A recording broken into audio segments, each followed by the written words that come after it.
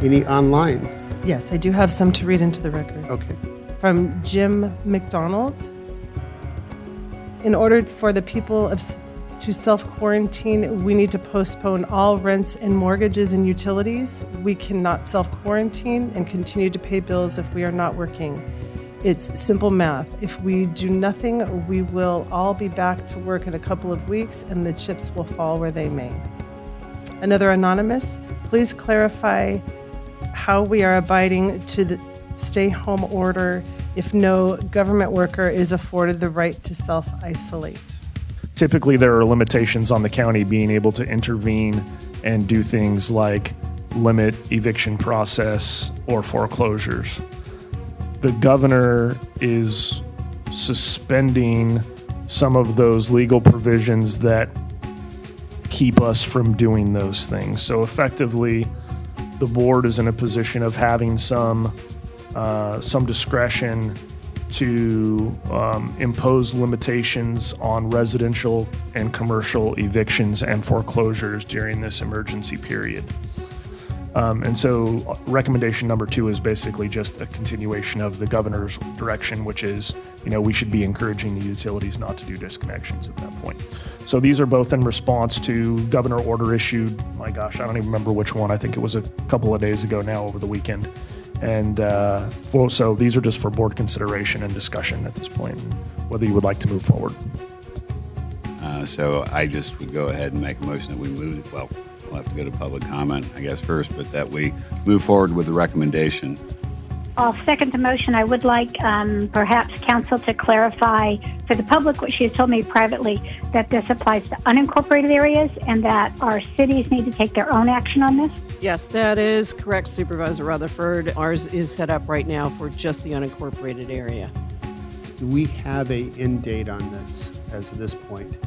My concern is leave it open-ended. No, we do. Right now, the end date is May 31st because what we did was we mirrored the governor's executive order. So in the event that gets moved out, then the board would have the option of coming back and we don't extending have to it or follow not. that, though. No, we do not. We kind of just use that as a benchmark at this time. I just want to make sure the public realizes that by us doing this does not say you don't get to pay your rent. So if we go past April and address it toward the end of April, still don't have time to give notice to those who may be in dire financial time. But I don't know if the courts are going to be open. Right now, they're kind of closed. There's the other issue. A lot of moving parts here. So that's why I want to give enough people time to say, okay, I'm not going to be evicted the day I have to pay rent on the first of the month. At the same time, if I put this out 2 or 3 months, they may get a false sense that they're okay. In reality, when the reality does come back, they owe 3 months of rent and all the late fees and interest and their credit's destroyed, they may have a hard time relocating anyway. I'm really afraid that people will take this opportunity not to pay some of their bills, and we'll have a worse with the landlords. I've talked to a few of them that, yes, people are out of work right now, but with the legislation being discussed today, they may get several months of full pay and unemployment and other things. So there's a lot of moving parts to this. And we want to try to keep our economy and our people as strong as they can on all levels. This gives us a month to look at things and then react before that time period's up if we need to change or modify or extend.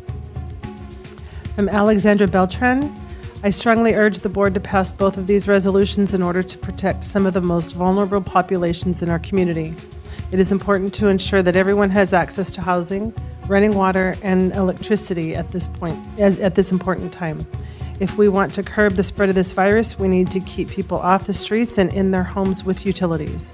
So many people are taking advantage of this threat at the cost of someone's health and lives. We need to act now to protect everyone in our county. From Letitia Garcia, San Bernardino residents are amongst the poorest in our county and state. In an effort to support the very real health concerns in the city, we are asking people to stay home. Many of these residents will lose their homes if they are not protected, specifically against the management companies that are most offensive to renters like PAMA Management. Please provide peace of mind to the residents of San Bernardino with this moratorium. From Bobby Joe Chavarria, as representatives of San Bernardino County, the need to protect San Bernardino residents from displacement and potential spread of this disease is of paramount importance to the health, safety, and welfare of your constituents and all of our neighbors. The shelter-in-place directive in place assumes, of course, that all of the members of our community are properly housed with functioning utilities. As we know, this is not a correct assumption, as many of our cities have experienced an uptick in the displaced into homelessness even before the response of COVID-19. I urge you to pass the 2 resolutions and forward immediately to all of the municipalities within the county in order that each of the cities are doing all that we can to protect our neighbors and community. So if we're going from today forward, today being the 24th, we're looking at March rent, since we're starting today, and if the impacts of this virus have already started prior to today, and if people already have been sent home or laid off, as we know they have, they're already incurring some type of economic hardship. So if we start from today, is that the goal line, if you will? Every 24th is 30 days. I'm trying to think of when rent is due. If people were able to pay their rent in the beginning of the month, not all rents are due on the 1st.